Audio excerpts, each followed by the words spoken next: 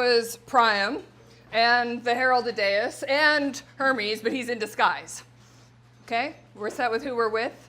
Now, we are getting right to Achilles' tall tent-like structure. It's more than a tent, really, because it's built out of big pine logs. I don't think it's like a Lincoln log house. Anyway, it's built out of pine, and the Myrmidons built it for their lord, and then they roofed it in grasses that they collected from the meadows, and then they built a whole courtyard in the inside with stakes that are posted close to one another. Those are pine as well. And then there's a huge door.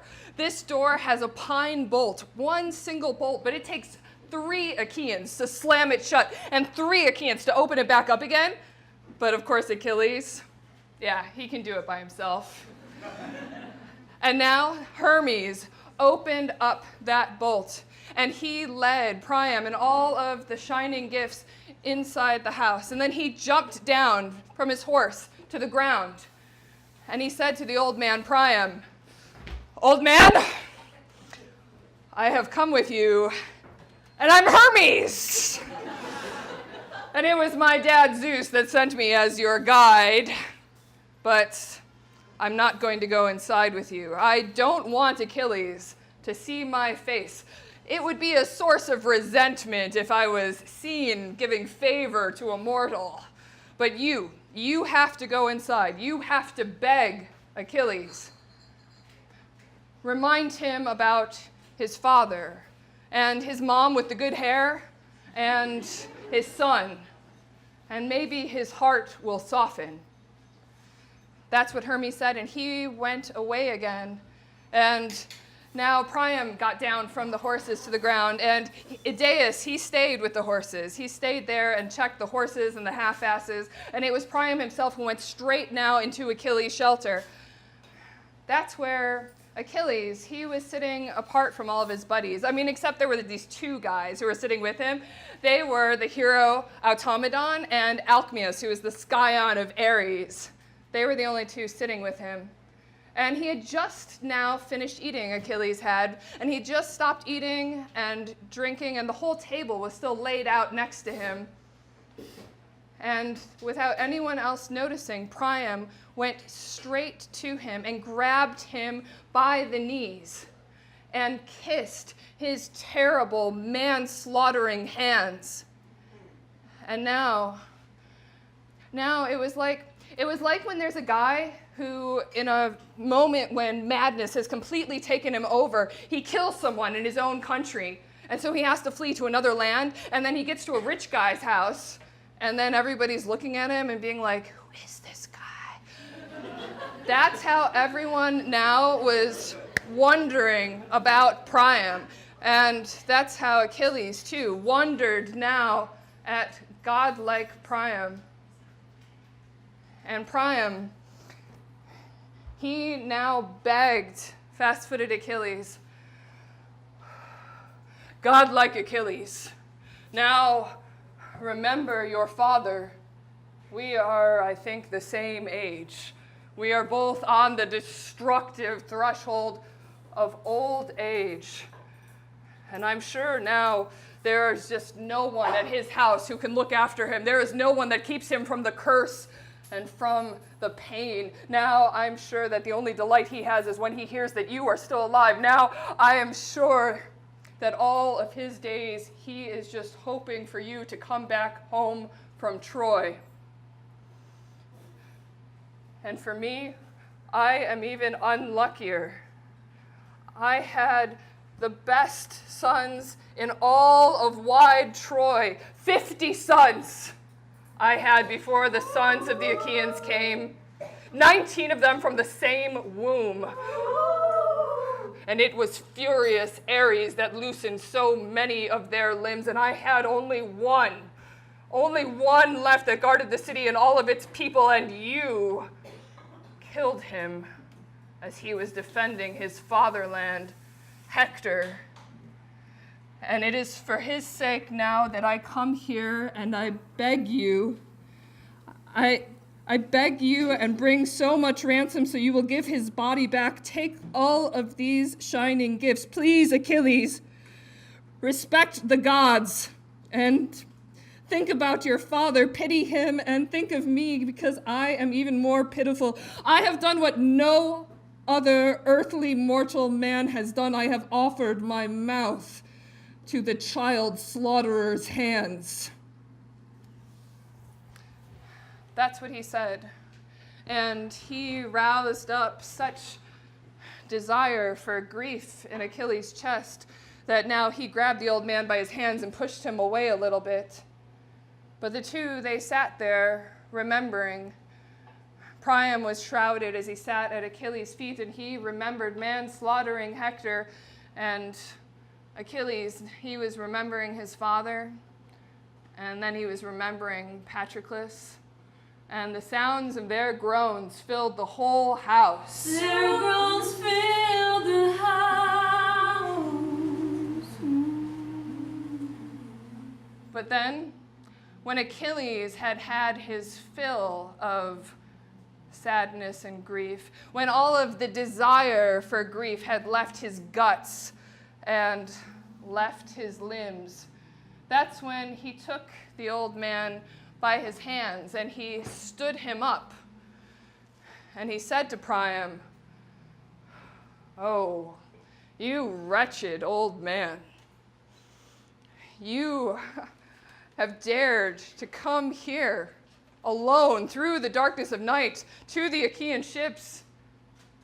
You have dared to come and look me in the face, and I have killed so many and so excellent of your sons. Your heart is iron. But come now, sit on this throne, and then you can have enough of grief. Even as much pain as we have, we should set this grief aside." I mean, there is nothing that comes from the cold grief. The gods made all of us, as long as we are alive, to grieve. They are carefree. See, Zeus, he has 2 large jars on his terrible threshold, and one jar is completely full of all the good shit, and one jar is completely full of all the bad shit. And Zeus, when he's giving out portions to everyone, he takes a little bit from both. And that means sometimes get the good shit. And sometimes you get the bad shit, but once you get that bad shit, you are an outcast. Then it is terrible poverty that drives you across the land, and you are not honored by either man or by God. That's how it was with Peleus, my father. At once he was the richest, the happiest of all men. He ruled the Myrmidons. He was just a guy, and he had a goddess for a wife. But his halls were not filled with powerful children. Nope. He only had one son, short-lived son. And I'm not going to take care of him when he's getting old. Instead, I just sit here in Troy, bringing trouble to you and all of your children. And I think it's the same with you, Priam. I heard that you had so much wealth as there is land above Lesbos, as much wealth as there is above the seat of Makar, as much as there is all above Phrygia and the endless Hellespont. That's by how much your sons and you had wealth beyond all others before the sons of the Achaeans came. But now all that is left around your city is battle and man-killing. But still you have to endure. You can't just grieve your heart out like this. There is nothing that comes from having this grief for your son. It won't bring him back. And you're still going to suffer something far worse than all this. That's what he said. And now the old man, Priam, answered him and said, "Achilles, don't try to make me sit down. Not while my son is still uncared for somewhere in this shelter, but come as quick as you can. Now bring him in front of my eyes so that I can see him. Release him. Accept all of these gifts, these shining gifts that I have brought you. Take them. Enjoy them. Take them back to your country. Please, if you are really going to live, let me live, and let me look upon the light of day. Led by the light of the sun.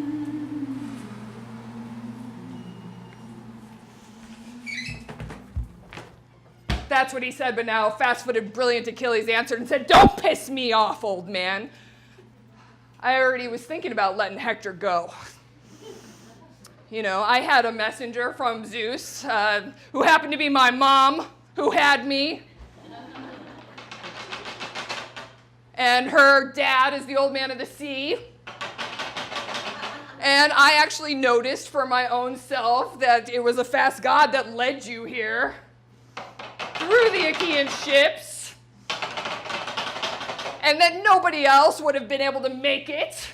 Not any one of the young men, not anyone throughout the guards. No. And you think anybody else would have been able to pull back that bolt?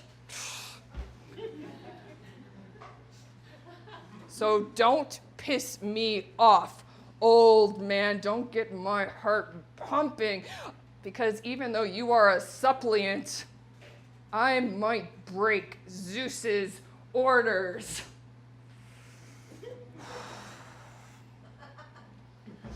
That's what he said, and the old man was scared. And he listened to his words. But now right away, Achilles, he jumped up like a lion from his seat. And he did not go alone, but there were two of his buddies who went with him.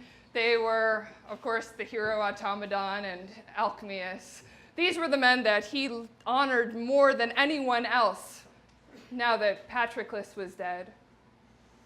And he ordered them and the servants now, and they went and they loosed the horses and the half-asses, and they sent Idaeus, the old herald, inside the shelter and gave him a seat.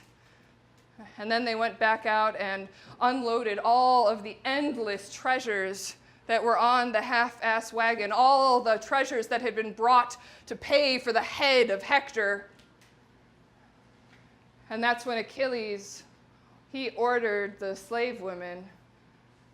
He told them to take the body aside so that Priam would not see, because if Priam saw his own son like that, maybe he would not be able to check his anger, as grieved as he was, and then maybe Achilles would not be able to hold back being stirred up, and then maybe Achilles would kill Priam, and he would break Zeus's commands. So now the slave women, they took the body aside, and they washed the body, and they anointed it with olive oil. And then it was Achilles himself who lifted up the body and put it on fine bedding.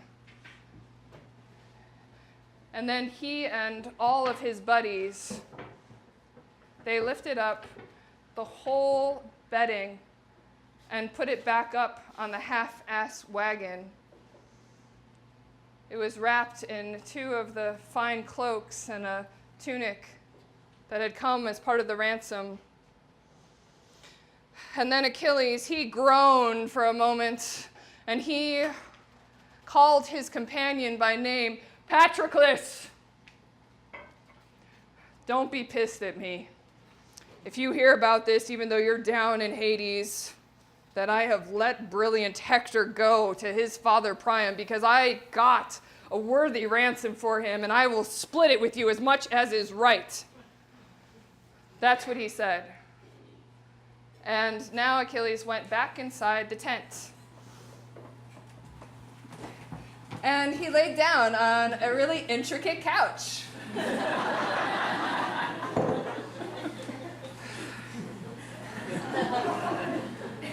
It was against one of the walls.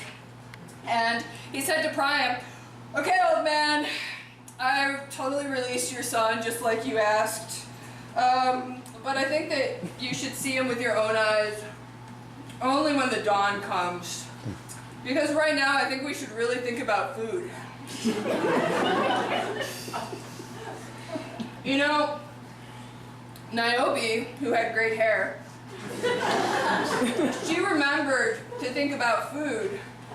And she had 12 kids get killed. I mean, I know, right? She had 6 daughters, 6 sons.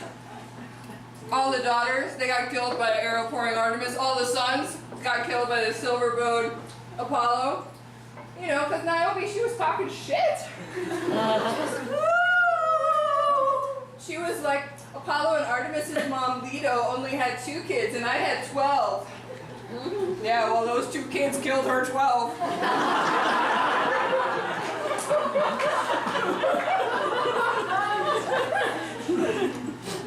And then they just lay there in pools of blood for 9 days. I mean, there was no one to bury them. Zeus turned everybody into stone.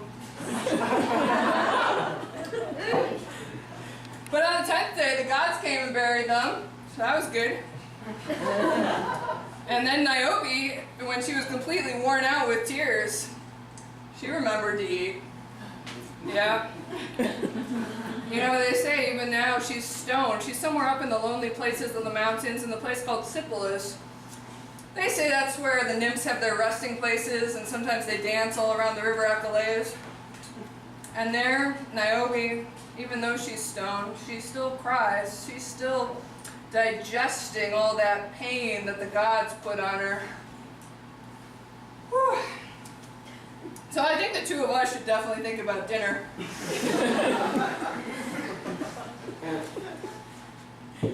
I mean, there's no reason to keep on crying now.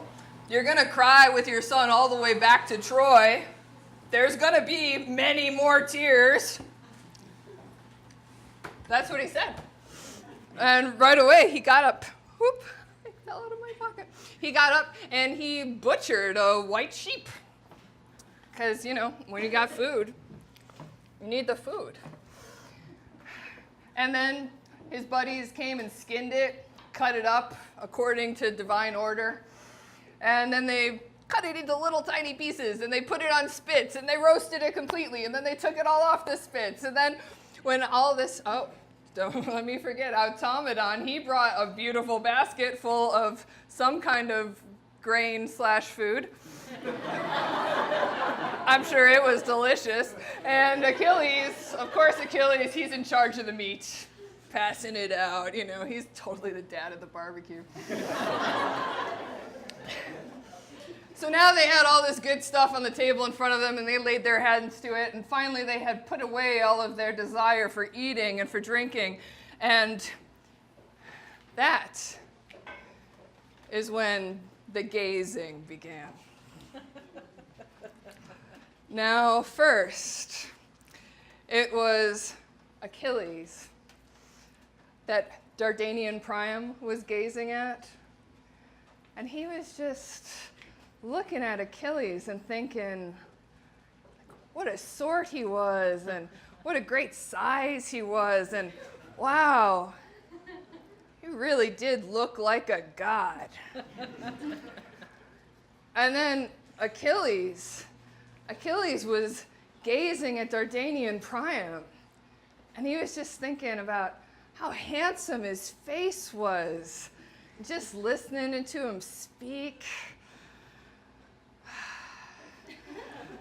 And so then, when they had finally taken all the pleasure they could from gazing at one another,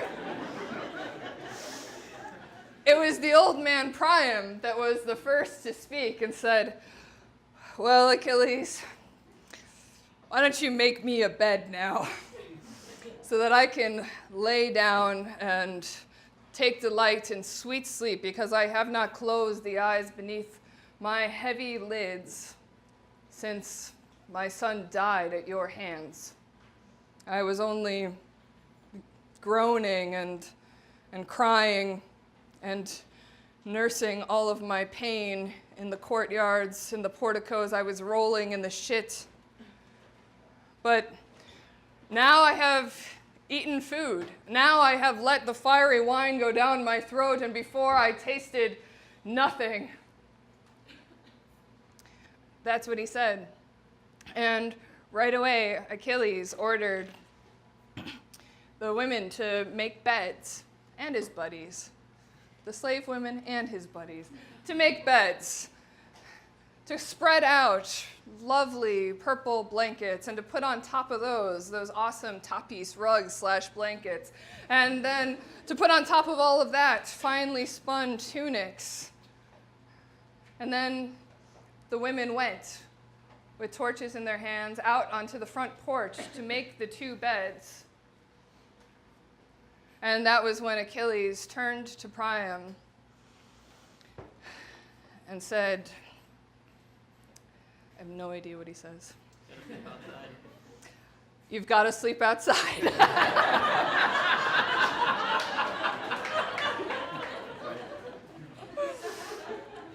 Why do you have to sleep outside? Because there's always guys coming to my tent. There are all these Achaeans who want to plan plans with me and sit next to me, and I know it's only right, but if one of them should see you and then go back to the Achaeans, if one of them should tell the shepherd of the people, Agamemnon, that I think that the ransom of your son will be delayed. But come now, and tell me this true and accurate. How many days do you need to have a funeral for Hector? I will hold back the people as long as you say. And the old man Priam answered and was like, Achilles, if you are really serious about us having a funeral for Hector, then you have delighted my heart. You know how hard it is for the Trojans. We are trapped inside the city, and it's so far to go for firewood. The Trojans are terrified. I think it would take 9 days to collect all the wood, and then on the 10th day, we would have the funeral pyre and have a feast for the people, and then the 11th day, we would create a burial mound, and then on the 12th day, if we have to, we will fight again. That's what he said. And Achilles said, Old man, all this will be as you say. You will have as many days as you have asked for. And then he grabbed the old man by the right wrist so that the old man would not be scared in his heart. And then Priam and Idaeus, the herald, these 2 men who had such good wisdom in their thoughts, they went out onto the 2 beds that had been made for them on the front porch, and they slept. And then Achilles, he came and slept on the corner of his tent, and it was the sweet-cheeked girl Briseis who laid down next to him. And so now everybody slept. All of the gods and all of the men with their horse-haired helmets, except Hermes. He was not tied up in soft sleep. Sleep had not caught up with him. Hermes, he wanted badly to send Priam back away from the Achaean ships without the holy guards noticing. And so now Hermes came and stood over Priam's head and said to him, Are you sleeping, old man? You're not thinking at all about the evil that's all around you. Just because Achilles is letting you live, you know these are your enemies, right? You have already ransomed your son. You have given much. But think if Agamemnon or any other one of the Achaeans is to catch you here, then your sons will have to pay 3 times as much ransom to get you back alive. That's what he said, and the old man was terrified. And right away, he woke up Idaeus. And now Hermes hitched up the half-asses and hitched up the horses. And right away, they sped through the army now, driving fast, and no one noticed. And they came to the river, the swirling Xanthos, that Zeus is his dad. And it was there that Hermes went away again, back to huge Olympus. And so now it was the old man Priam who was driving the horses, and he was crying and screaming, and It was the half-asses that were carrying the corpse of Hector. And now dawn with her yellow dress spread light all across the land, and there was no one that saw them coming towards the city now. No one except Cassandra. Cassandra, who was like golden Aphrodite. She went up on the peak of Mount Pergamon, and she recognized her father in the chariot car, and she recognized the city crier, the herald, Idaeus, standing next to him, and then she saw him lying there in the bedding on the half-assed wagon, and she cried and yelled out to all of the Trojans, "Come, Trojans and Trojan women, now come and see Hector. If you were ever happy to see him come alive out of battle, for he was such a delight to our city." That's what she said. And now as Priam steered the wagons towards the city gates, there was not one man, not one woman that was left in all of Troy, but all of them ran out of the city. A terrible, unbearable grief had taken hold of all of them now. There was his dear mother tearing out her hair, and his wife. They were standing next to the half-assed wagon, holding Hector's head, and there was a whole crowd lamenting all around him. Death's shadow came for you. And now the sun would have set on them as they lamented Hector, except great Priam stood and said, "Back away now from the wagon. You will have your fill of mourning him once I get him inside the house." And so they backed away and let the wagon go. And he brought Hector inside the famous halls and laid him out in a curved bed. And that was when the singing women came. Hector, you're gone. These were the women who sang the lament. We're here to grieve you. They sang a threnody. We miss you. They sang a dirge.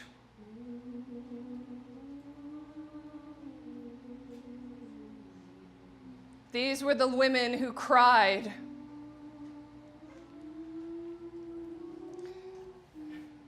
And it was the white-armed Andromache now who was the first to lead the lament, as she held the head of man-slaughtering Hector in her hands. "My man, you died young, and you left me a widow in these halls, and our child is still a baby that you and I had, both of us, so unlucky. I do not think that he will reach his full youth. Before that, our city will be sacked, because you are dead. You who were the only one to defend all the children, all the careful women. And now all of those women, they will be led away in the hollow ships of the Achaeans, and I will go with them. And I hope, my son, that you will come with me, even though you will have to do some unseemly work. Something terrible as you struggle and toil at some mean master's work. Or maybe one of the Achaeans will take you by the hand and throw you down from the high ramparts to your own hateful death, because he will rage. He will rage over some brother or some son, some father that Hector, man-slaughtering Hector, killed. There were so many Achaeans that tasted the endless earth at Hector's hands. Your father was not a gentle man, not in battle. And now the whole city will mourn without end. Now you have placed the greatest grief on your parents. But the most hateful pain is left for me. You did not stretch out your arms to me while you died. You did not say one last thing close that I might have remembered all of my days and nights of weeping. So that's what she said. And all of the women cried. And it was Hector's mother, Hecabe. She was the next one to lead the lamentation.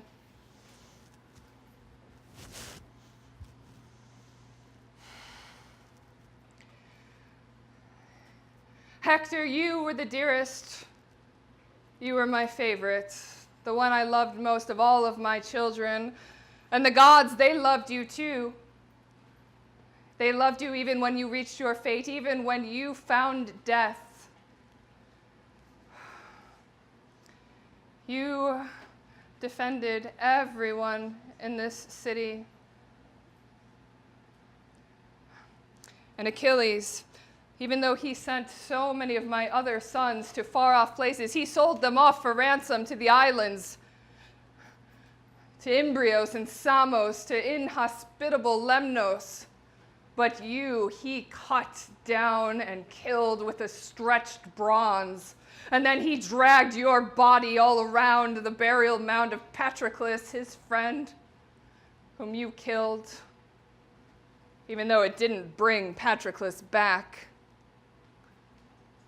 But still, now you lay here and you are dewy and fresh. You look as though it was Apollo's gentle arrows without pain that killed you. Killed by Apollo's gentle arrows.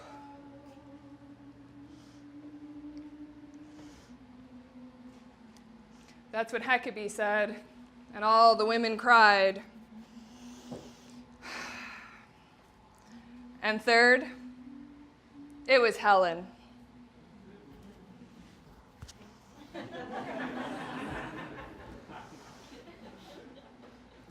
Helen was the next to lead the lament. Hector, you were my favorite brother-in-law. My husband is godlike Alexander Paris, who led me here to Troy. I wish I had died first. It has been 20 years since I left home, since I left my own country. And all of my other brother-in-law's wives and all of my other husband's sisters, sorry, two different words for sister-in-laws, and all of my other brother-in-laws and even my mother-in-law always were mean to me, but Hector always defended me with his words, with his gentle mind, and with his gentle words. My father-in-law was also pretty nice to me. But now, Hector, I will cry for you without end, as I also grieve for myself. Because I will have no other friend or no other gentle word now that you are gone, not in all of Troy, because everyone else just shudders at me. That's what she said. And now it was the old man Priam who stood up in front of all of the Trojans and said, "Trojans! Now it is time to go outside the city and bring wood. Bring wood for Hector's funeral." That's what he said, and right away everyone obeyed. And they hitched up oxen and half-asses, and they gathered all in front of the city. And now for 9 days they went everywhere and gathered an unspeakable unspeakable amount of wood. And then on the 10th day, they built up a funeral pyre and placed Hector's corpse up on the top of the funeral pyre, and they lit it. And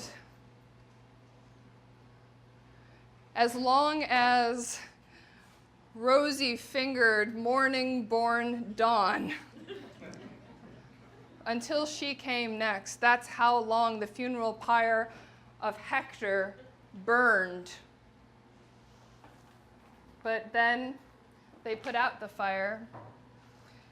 They poured over it the fiery wine,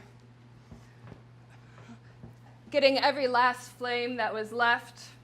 And then his brothers and his best buddies, as they let out a huge, thriving tear, they collected all of his white bones from on top of the pyre, and they wrapped them in soft purple dresses, and they placed them in golden coffins, and they dug a ditch, and they placed the coffin inside of a ditch, and then they set heavy stones on top of it, and then they poured over it a burial mound, and then they placed guards all around the mound, just in case those Achaeans with their super nice shin guards started the battle again early.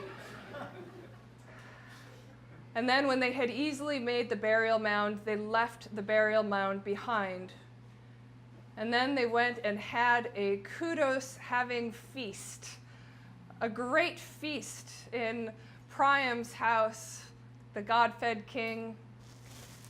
So that was how they busied themselves about the funeral of horse-breaking Hector.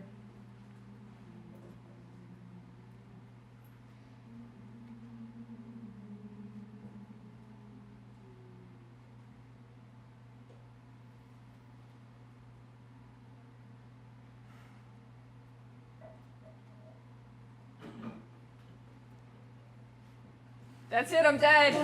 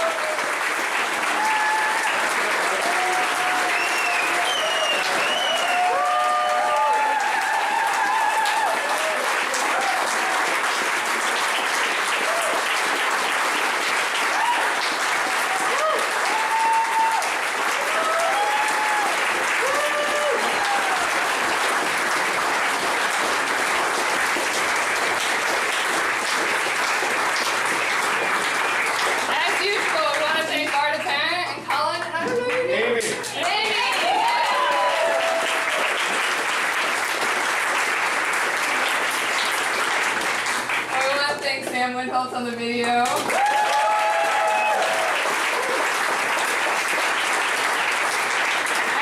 Martalogu as one last time saving my ass.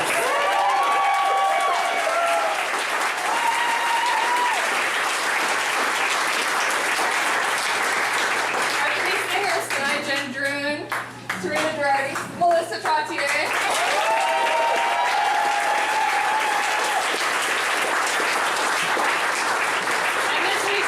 Tanya, Evanson.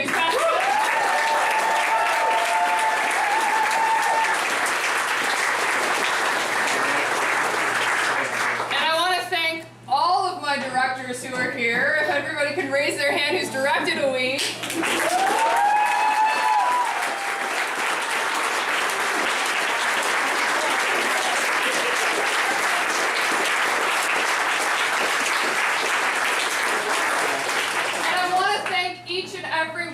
I cannot believe that this many people want to come and sit in a bar and listen to me do the Iliad.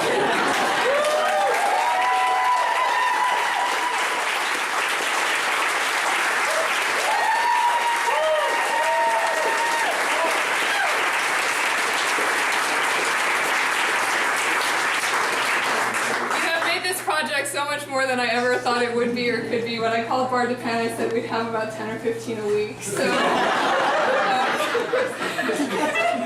this This has just been overwhelming and amazing, and I invite you all to stay and hang out. We're having Ethiopian food, and it should be arriving any moment, and dinner will be served around 7, and there should be enough for everybody.